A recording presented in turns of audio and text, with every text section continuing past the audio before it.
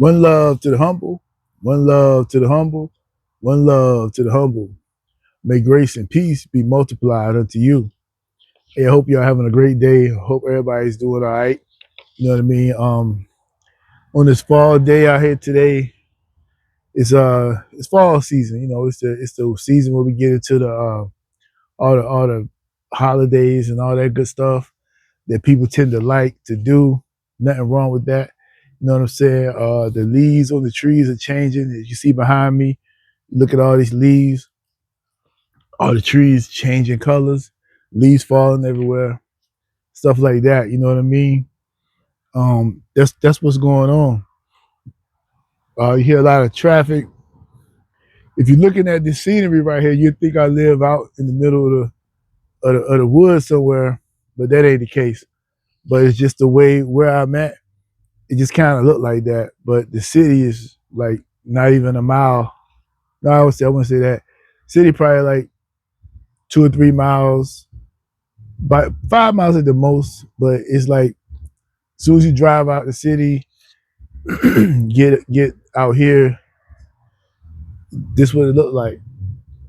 But it ain't all trees. It's just I got a lot right here. Most of the area is not like that.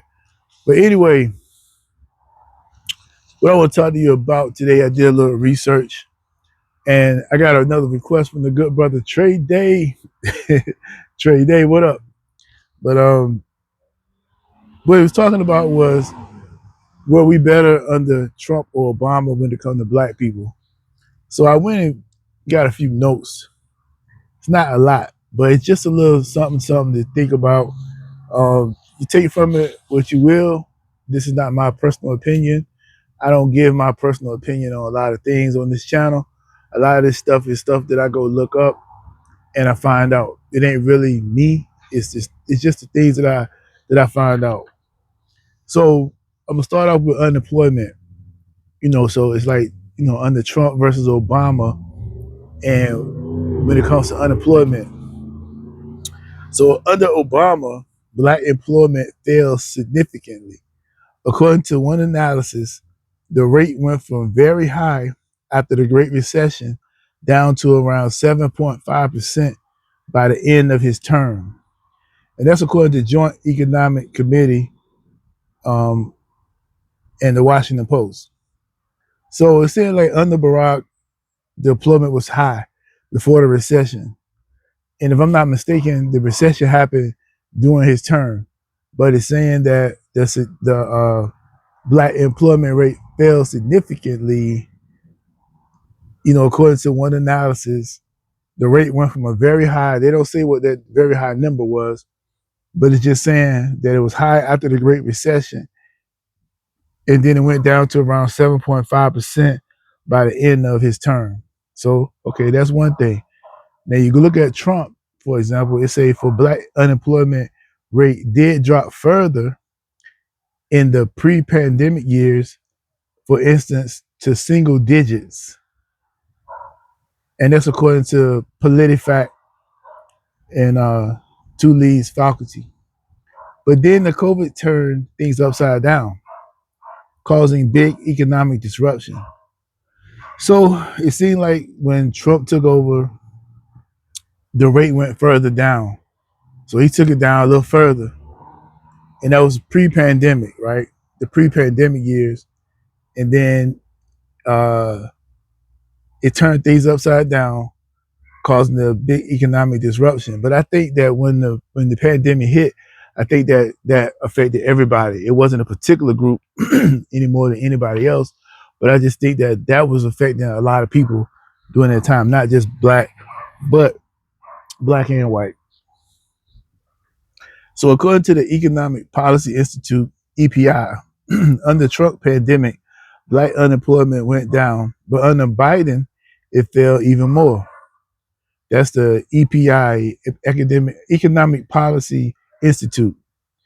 PolitiFact also notes that while Trump had low black unemployment, that wasn't the lowest ever. And Biden later saw even lower rates. So it seemed like Obama, the recession, and then as each president came in afterwards, it kept going. The black unemployment rate kept dropping. That's what it seems like to me.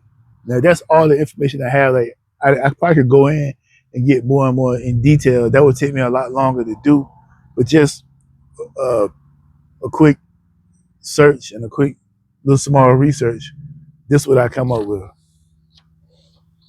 Now we get into poverty and said, according to PolitiFact, black poverty hit a record low in 2019 under Trump, 18.8%. That's what they said. They said it hit a record low. So under Trump, it seemed like, and that was 2019. So Trump in 2019 had the black poverty rate the lowest that it's ever been.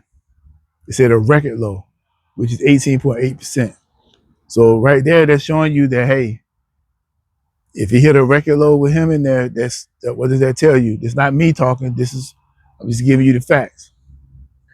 But the trend of falling black poverty in long term, PolitiFact says many presidents, including Democrat ones like Obama, can claim record lows in part because of extended long-term economic shifts.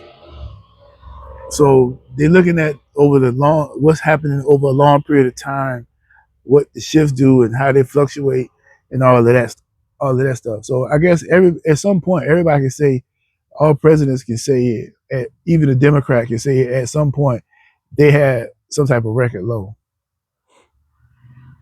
Some economists argue that more black people were lifted above the poverty line per year during Trump's first years compared to Obama's average, based on Census Bureau data.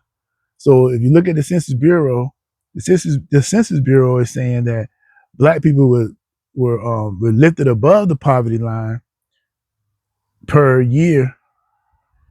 I mean, more black people were lifted above the poverty line per year during Trump's first years compared to Obama's average. So if you average out Obama's years and then you do Trump years, they're saying that Trump lifted more. Under Trump, more black people got above the poverty line, and that's coming from the Census Bureau. So if you don't take nobody else's information, the Census Bureau is pretty accurate information. So let's go down to wages and income. Inflation adjusted weekly for black Americans. Inflation adjusted weekly wages for black Americans did rise under Trump compared to Obama, but only modestly. So they're saying even though black Americans inflation adjusted wages, weekly wages for black Americans, it did rise under Trump compared to Obama, but only modestly. So it's in it wasn't that big of a difference, but it did rise up more under Trump than it did Obama. However, PolitiFact reports that the wage gap, black versus white, actually widened under Trump. So whatever the black and white wage gap was under Trump, the gap got a lot wider, is what they're saying here. They don't say why, they don't say how, they're just saying it did. According to PolitiFact's broader assessment on other metrics such as business startups and health coverage, black Americans fared better under Biden than under Trump. So here, they're saying here when it comes to business startups, under the Biden administration, black people started more businesses than under Trump. Well, that's good, but many black people, we don't really start businesses, so that number right there, that's not our culture. We don't really do that well, and then if we do it, we know how that goes. A lot of us don't really understand it, but I'm not gonna let me not get it. Put my 2 cents in. Let me just stick to what the facts say. So the facts say that under Biden, more business startups and health coverage. I forgot, I left that out. According to PolitiFact's broader assessment on other metrics such as business startups and health coverage, black Americans fared better under Biden than under Trump. So that's that. Some analysts argue that Trump's pre-pandemic gains for black Americans, jobs, income were real, but many of them built on momentum from earlier administrations, which we know that's how it works. So like if somebody's doing this thing before you come in, and then you come in, if they got something started, you can jump on that and keep it pushing. And I think that works for like all presidents. There's something that they may start that the next president come in and they probably gonna get credit for or not get credit for. This the momentum of it keeps going, keeps flowing. Coronavirus during Trump's term disrupted many economic gains. How much of that is Trump's fault is debated, since pandemics are complicated and the government response matters. Well, that speaks for itself. I don't really gotta get into that. As a broader systemic, as broader systemic issues, structural racism, wealth gap, don't magically disappear under any president.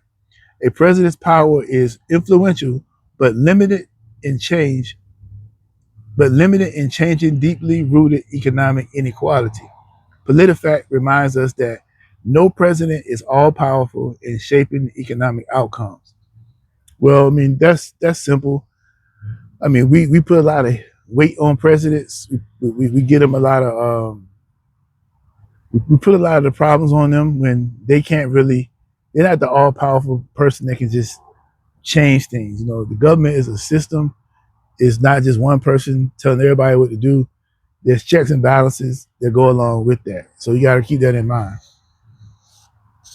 So here go analysis. Did black people suffer more under one other than the other? One under one than the other.